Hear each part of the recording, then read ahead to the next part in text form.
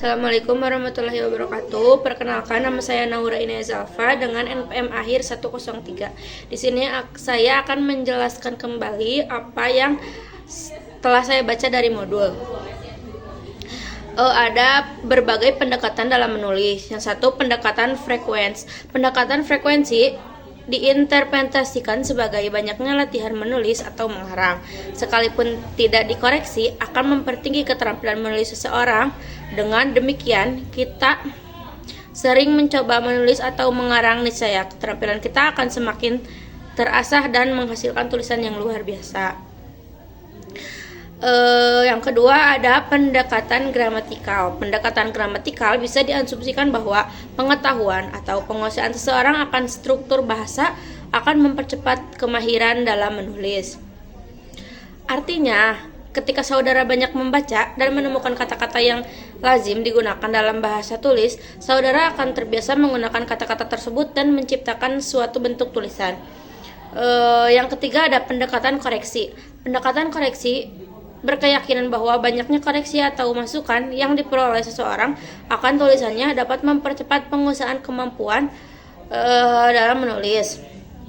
Yang keempat, ada pendekatan formal. Pendekatan formal di sini mengungkapkan bahwa perolahan keterampilan menulis terjadi bila pengetahuan bahasa, pengalineaan, pewancanaan, serta konveksi atau aturan penulisan dikuasai dengan baik.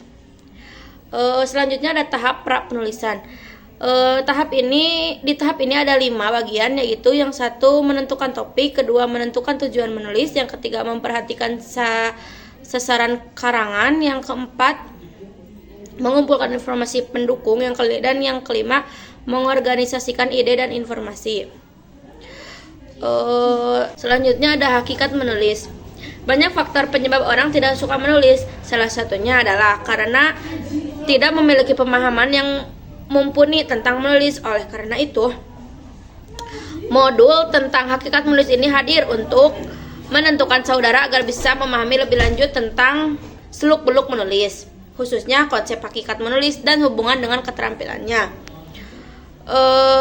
Berbahasa lain, setelah mempelajari modul ini, kalian bisa diharapkan dapat menjelaskan pengertian menulis, mengidentifikasi manfaat menulis, menguraikan faktor penyebab seseorang enggan dalam menulis, menentukan hubungan menulis dengan berbagai aspek keterampilan berbahasa lainnya, menjelaskan menulis sebagai proses, menjabarkan setiap fase dalam proses dari menulis.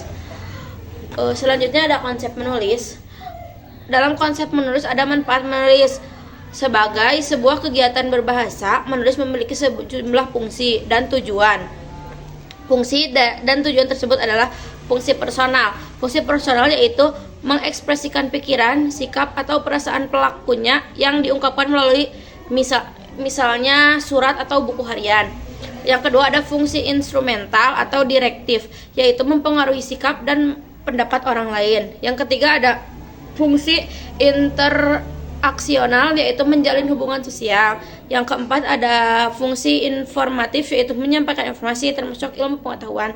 Dan yang terakhir ada fungsi estetis, yaitu untuk mengungkapkan atau memenuhi rasa kehidupan. Selanjutnya yang terakhir ada manfaat dari menulis.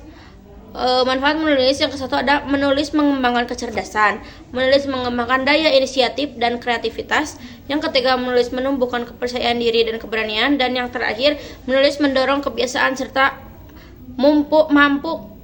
memupuk kemampuan dalam menemukannya. Sekian yang bisa saya sampaikan. Wassalamualaikum warahmatullahi wabarakatuh.